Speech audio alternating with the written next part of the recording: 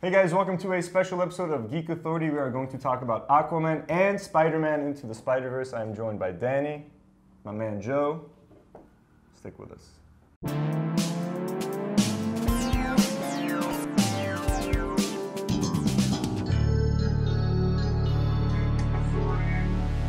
I want to start this off by a public service announcement. It's not about, I don't know what it is. I've seen other friends and peers review Aquaman and get a lot of hate for their opinion. And I'd like us to kind of set the ground rules, you know? We've been down that path before. Yeah, we're the OG getting hated on by the Lebanese comics. World of Warcraft was a big thing back in the day when that happened. We were attacked hard for World of Warcraft. So I'd like to say first, we are not, I mean, we've said it a million fucking times, we're not Marvel fanboys. We're fanboys to nobody. I mean, we love Marvel, we love DC. I'm not even a fan. Yeah, Joe doesn't even care about comic books. We're judging movies. I was the first person that wanted the DC universe to be amazing, and I have my heart broken to what it became. So cut with that shit. And two, guys, just, you know, be adults about it. People have their opinions, and three, if you like Batman v Superman, you're stupid. You're just, I'm not, like, there's nothing to say about that. That's my own, I'm goddamn saying it. If you like that movie, there's you don't understand cinema, it's okay, but it's okay. And he has a Batman tattoo on his wrist, and he's telling you that. So. Ramsey, don't edit this out. Ramsey. And I think we are past the point of attacking each other for like reviewing or having a different opinion about a movie. I think everyone could agree that the DCEU isn't what we hoped it was, but we know that they're trying to fix it, so still arguing about this stuff I think makes no sense. But on the topic of the DCEU, and I refuse to call it the Worlds of DC, Warner Brothers, you should have branded it a long time ago. DCEU is what it is. That's why people are calling it the Worlds of DC. That's why. Oh, because they fucked up the extended They universe. never officially called it the DCEU, so the fans had to come up with some kind of name. Worlds of DC. Worlds of DC. That's it's the DCEU forever. So Aquaman. Who wants to start this off? I'm gonna say my quick thoughts, I guess. I liked it. I thought it was fine. It's not as good as I hoped it would be. I was hoping for something that would completely blow me out of the water. No pun intended, but well done. That was really bad. But I liked it. Look, it has its flaws. We're gonna get into them, but overall, I do think it was a fun movie. Visually, it was really, really cool. I think maybe James Wan wasn't the right guy to direct this because some of the parts just don't fit his style. Like he could totally do the horror stuff, all the action stuff, but maybe the humor, the lighthearted stuff that they were trying to do to maybe kind of emulate Marvel because their formula has been working, and for DC to do better, they have to kind of look at what's working. Maybe those parts kind of fell flat, but overall, I like the intention. The movie is not pretentious in any way. It knows it's this big, dumb, fun movie, so you can't fault it for trying. In fact, I admire it for trying. It is something I would watch again. Maybe like I'll skip through some scenes because it was a bit long, but I did have fun with it overall, and I do think it's a step in the right direction for DC. Very well said. I want to give it some like pros and cons, and I'll start with the pros. Love the fight scenes. I mean, compared to some like Black Panther, to me, I wasn't impressed with the fight scenes. I mean, to compare with other comic book movies, I'm not comparing it with, you know, DC. Yeah, it's not a DC Marvel thing. It's just comic book movies. Yeah, we have some comic book movies, the fight scenes are flat, and because it's directors who really don't know how to do fights or are not, you know. They don't do fight scenes. But for me, the fight scenes were awesome. I really liked them. I really liked James, I keep calling him John Wan. James Wan nods to horror. Like he had a reference for H.P. Lovecraft, and that's one of my favorite writers, and I was like, kudos. I mean, he really wanted to put in his touch of horror, and he did it with the whole Reach or the Reach? What was it called? The Breach? The Trench. The Trench. Yeah. The Trench monsters were straight out of H.P. Lovecraft, and you can tell that. And even that whole giant monster, that's basically... Yeah, exactly. Yeah. I love that whole part. I love that he tried as much as possible to imbue it with his own style. And I do think he did a good job for the most part.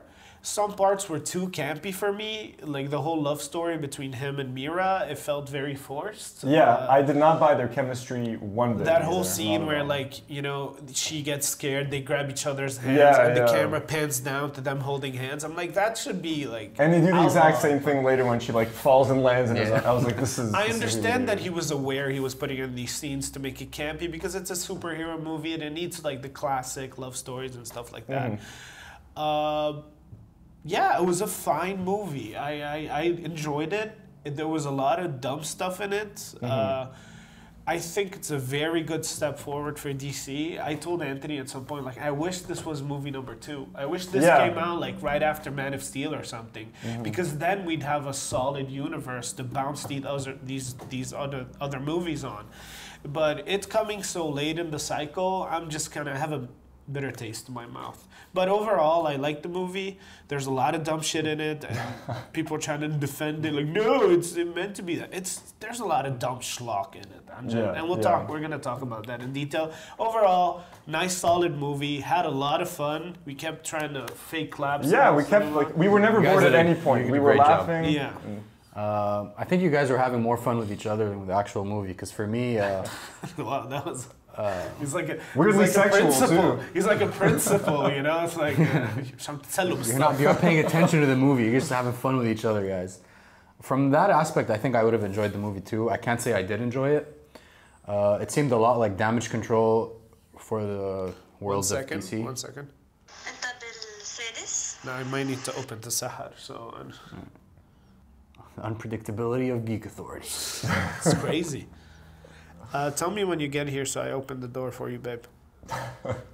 Professional. Yeah. You can cut a bit, like just cut me out. Taib Ramsey, Ramsey's fucking lazy, man. I want more don't like pictures and I want more videos. Tell Ramsey. From Ramsey. Tell him. She's on her way up, right? Did you build that table? It's really nice, It's right? very nice. Shut the door, she's gonna walk in. Sahar, I'm sorry for putting Hey, Sahar. Hi. Sahar. What I was saying was, I think you guys enjoyed having fun with each other at the expense of the movie more than He said it again. And more sexual this I was time. gonna say it differently, yeah. more than the actual like meat of the movie. Like I can say I enjoyed the movie more than the trailer. I was way more. The trailers weren't. There were too many trailers, and the trailers revealed way too much. Like, you hated the movie. I did not like the movie. Yeah. All right, that's fair. Look, That being said, I enjoyed it more than Suicide Squad, BVS, and Justice League. Yes. look. To be fair, as people were leaving the theater after the screening, a bunch of fans came over. Not fans of us, fans like DC fans, came over to us and told us they hated it straight up. And we're like, we're not gonna lie to you guys. This is getting mixed reactions. It's totally getting mixed reactions. That's what's shocking me. Like people are loving it. Some people are loving it. A big fan I know said it was the worst movie he's ever seen. I think that's The worst too DC much. film he's No, ever it's- seen. It's a bit excessive.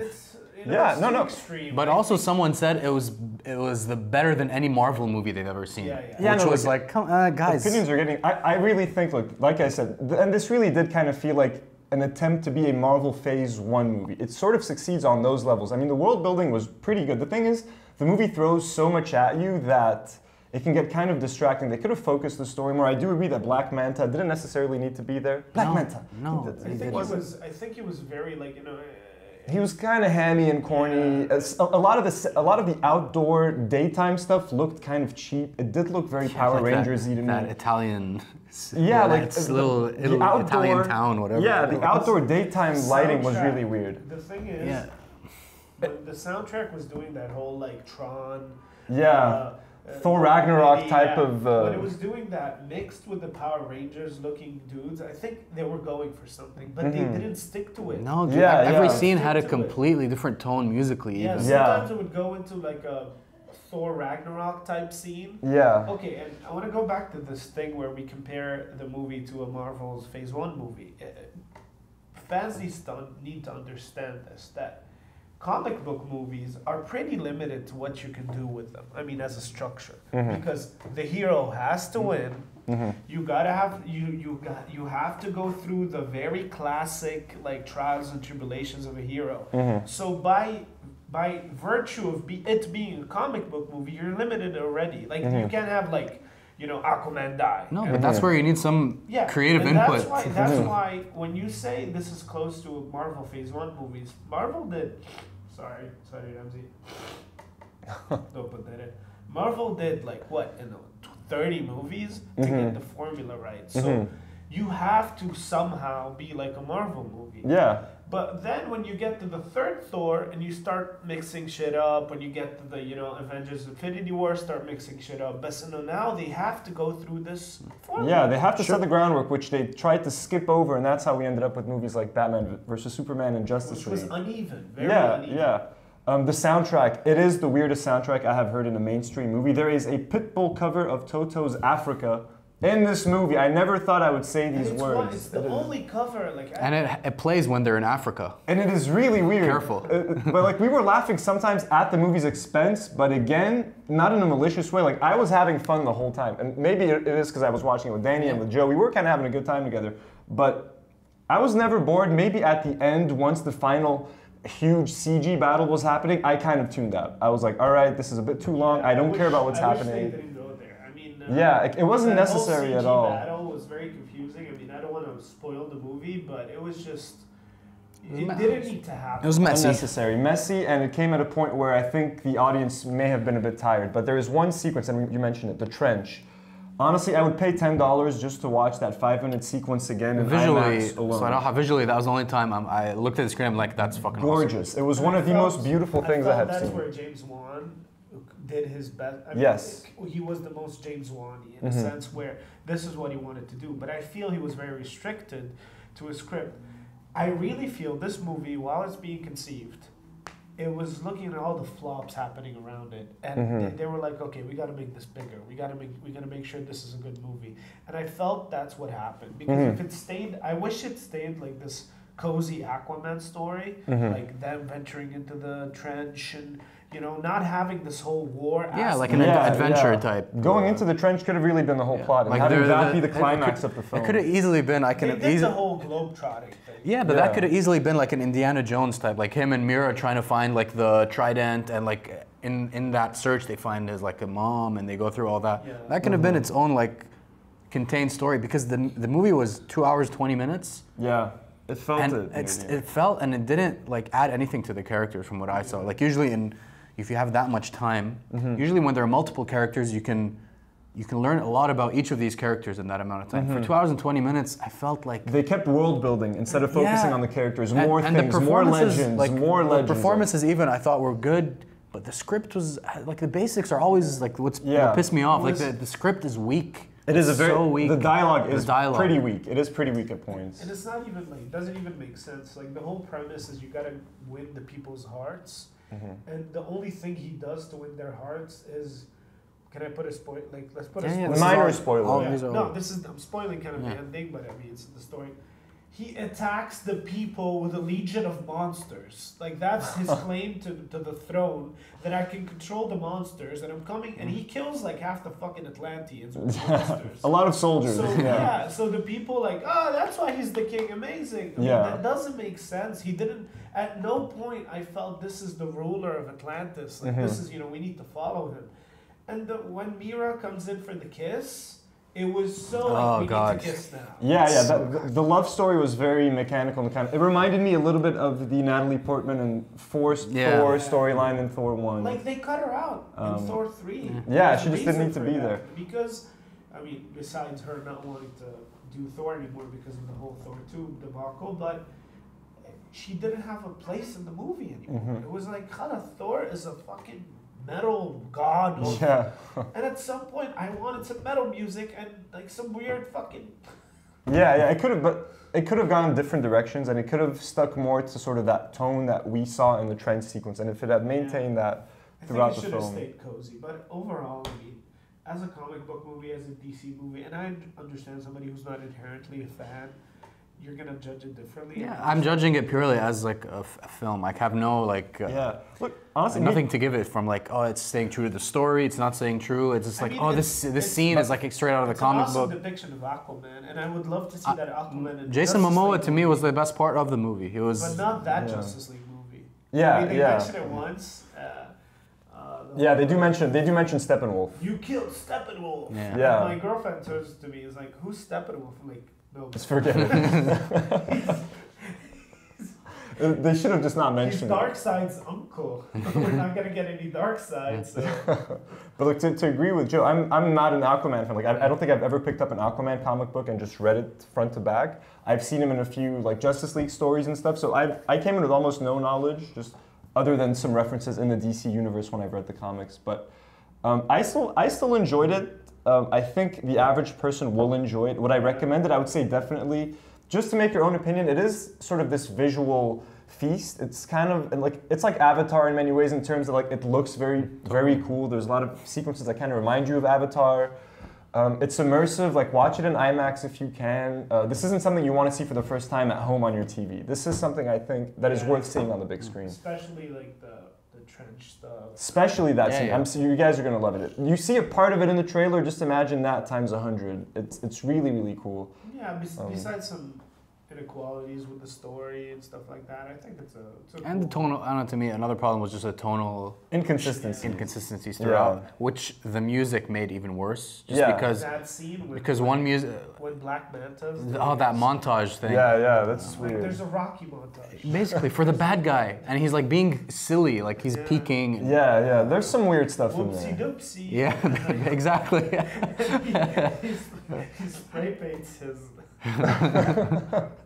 But I swear, we both enjoyed it. Overall, like I would definitely give it a recommendation. Keep going. I think Shazam is going to be more consistent. I'm really throughout. looking forward to I hope Shazam is Shazam. better. I gotta say. I am willing to forget that, Suicide Squad, BVS, and Justice League existed. If we go Man of Steel, Wonder Woman, Aquaman, Shazam, and whatever comes next. Yeah. I am super happy about that. That's how it should have been, really. Mm-hmm. And maybe a standalone Batman Yeah, movie, and then do standalone, it, like and then do a cool- Justice because, League. The thing, I don't want to go through this again. When I saw they're redoing Batman coming out of the Dark Knight, I was like, yes, I want to see a comic book Batman, not a detective. Yeah. I mean, he's a detective in the comic books, but I want to see him fight like comic book villains. Yeah. Mhm.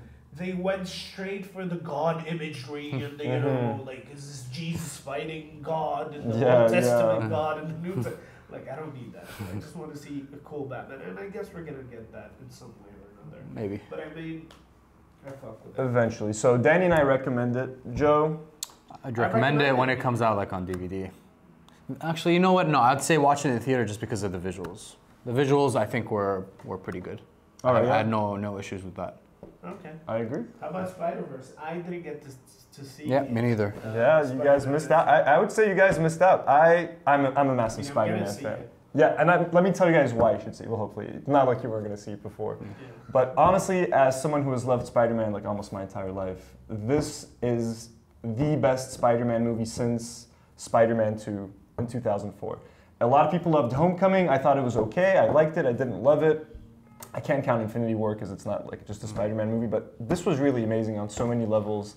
For one, I think Warner Brothers should start releasing these sorts of, and they already did Lego Movie, but they should start doing maybe stuff that's kind of more like this. I think Disney should start considering doing maybe some Avengers animated films because this opens up For their like B storylines, yeah. story arcs. Squirrel Girl would be an amazing. That would be an amazing animated film. Characters that might be too weird or story arcs that are maybe too complex to work in live action, you could totally pull it off in this animation style. Like for example, I would love to see superior Spider-Man version of this. But Into the Spider-Verse is produced by Lord and Miller, and I love their humor. The story is amazing. Most people don't know who Miles Morales is, so this movie serves as a great introduction to Miles Morales. It makes the whole multiverse concept very easy to understand. It makes it fun. I love the inclusions of different Spider-Men. It is visually great. My only complaint would be that sometimes in the visuals, when something is out of focus, it sort of looks blurry. And when you're watching a 3D movie and you take off the glasses, everything is kind of blurry. Some of the parts of the film looked that way, but that's just a way for the filmmakers to guide you onto what you should, where you're supposed to be focusing. But maybe I was sitting a bit too close that the blurry stuff seemed like it was part of the movie. Other than that, honestly, it is a lot of fun. And to me, what makes a great Spider-Man movie is the emotional scenes. You should be able to, like, I think, tear up in a comic book movie. It's okay if they're a little emotional from time to time. Especially Spider-Man. Especially, OG, like, exactly. You have, and there are a lot of emotional scenes in this. Like about 3 times, I've like felt like tearing up, and I think that's amazing. That's maybe why I didn't like Homecoming as much, and I think that's why I like Spider-Man 2 and Spider-Man 1 so much, is because they have these moments. They did it too much of the Amazing Spider-Man. They tried, yeah, it wasn't working. Homecoming pulled back. They had to. Because like Amazing Spider-Man was tearing up every 30 minutes. I know. Those movies didn't work for me, but I do like Homecoming. I just didn't think maybe it was as powerful. Is it, I mean, without spoiling, because I have some questions from a comic book fan, do they go full on Spider-Verse? Like, They do. Is this a standalone movie, or are we going to go into more Loon and all that? What I love about it is very standalone. You could watch this movie and you're going to get a complete story out of it. But does it open up to a... But the possibilities are endless, and it opens it up to something where they can honestly have one of these a year, and you would not complain. With different characters. I mean, they're already working on an all-female version, I heard. So they're going to have like probably Silk, Spider-Woman, Spider-Gwen all getting together.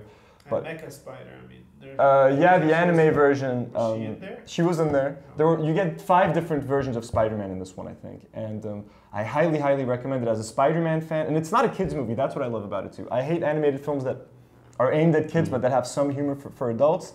This felt like it was made for adults, but it can appeal to kids. It can appeal to older people. It's not like... Lego Batman kind of felt like a kid's movie at times. This... At no point felt like a kid's movie. I have a question. Is there any reason why they went the animated route with this? With this story instead of making it a live action? You can't do that. You can't do that story. Yeah, Spider-Verse would be a bit too wacky. You have like a Spider-Man who's a pig. And you have like a spider... You have a Spider-Man who's coming out from a noir. Noir, yeah, they're animated. Nicolas Cage voices Spider-Man Noir, and they're all animated in different ways. You have like an anime Spider-Man. You have different universes. All right, it would be too hard to pull and off. Yeah, and they look different. So the fact that it's animated adds a lot, I'm guessing. Yeah. The thing is, their original, I mean, Spider-Man's tied up with the Marvel Universe right now. Yeah. So Sony wanted to do something on the side. Okay. One thing I hate about it being so good is that I want Sony to lose the Spider-Man license. I really want Sony to lose the Spider-Man license. So with them like doing these the Venomverse is made to exist. I'm very mad about the Venom movie. So when I see them like succeed, like, okay, 17 more Spider-Man. This is going to guarantee that Sony is going to get to hold on to the rights, because this is very good. The Venomverse. We watched Venom together. I mean, did we? Venom was, you say I'm a Marvel fanboy, Venom was worse than... Yeah. I mean, I would put BVS before Venom, and it was more exciting. BVS was like a, shit show. You're like a Matrix shit show, It had ambition or something. Venom was like... And you have Batman and Superman, which I think both actors portray them well. I have no problem with either of them playing these characters. If this can go anywhere, please stop making standalone villain movies. I would not mind to never see the Morbius movie or the Kraven the Hunter solo movie or Venom 2, but please keep making these animated Spider-Man movies. And I would be more than happy. Focus on that. I would never complain. Marvel, start making some of your own, because I think you could totally pull it off. Kraven the Hunter solo movie. I don't understand. You're not a comic book guy. You won't, it makes me very upset. Is to hunt Spider-Man. Without a Spider-Man. He's hunting like deer. I don't know. Someone online said like maybe he should hunt Venom. I would consider looking at that. Make that cool. Make that version. But the Venom we have is like, I'm a good teddy bear guy. Yeah. Well, I'm gonna eat vegetables. He's like the Cookie Monster, man. Look, the Spider-Man rights aren't going to go anywhere anytime soon, so let me try to give him the benefit of the doubt. I'm loving this animated stuff. Please keep going. I loved it. I highly, highly, highly recommend Spiderverse. Animated Universe Unleashed. Dude, it's gonna be. I want to watch it with you, but if you guys want to see it, I really want to watch it a second time. I definitely want to see it. And it has a great soundtrack also. It's really good. It's very funny. Stanley, There are 2 Stanley cameos actually. One in the middle of the movie, I think, and one. It's the first post-credit scenes. There are 2 post-credit scenes. Stick around for both because they're amazing. The Stan Lee one made me tear up, and his cameo in the film was very nice. I usually cheer every time a Stan Lee cameo comes up. This time it was such a nice, tender moment that I didn't want to ruin it for everyone else by cheering and distract them, so I just sort of sat quietly, and it was really, really nice. And the post-credit one is also very nice, and it's a tribute to Stan and Steve Ditko. Minor spoiler, I guess. But stick around for the final post-credit scene because it is amazing. But I mean, I cannot recommend Spiderverse enough. Definitely check it out. I'm gonna watch it a second time with these guys. I loved it. As a Spider-Man fan, I think as a casual fan, you're gonna get a lot of fun out of it. There were a lot of people there that had never seen a comic book movie before who seemed to enjoy it. Yeah, like my coworker was there. She's seen a couple, but she has no attachment to Spider-Man. She had a great time. It's hard to miss them all since like the 2000s. Yeah. I mean, they're coming right at you. She's seen a couple, but like she's not invested in this world at all. She had a very good time, as far as I know. Awesome. So yeah, definitely check it out. You have 2 movies to watch this week: Aquaman and Spider-Man. Check them out. Yeah, I mean both fun, both popcorn crunchers. Definitely. Yeah. Aquaman, Yeah. The visuals are worth checking out in theater, I think. Other than that, you know, Yeah, definitely. not much else to find in that movie. Thank you guys for watching. Let us know what you think about the movie in the comments below, and subscribe, like, follow, all that stuff. Try not to be assholes. Yeah. You know? We'll count on Do it. your best. But if you are, thank you for watching. Thanks, guys. Peace.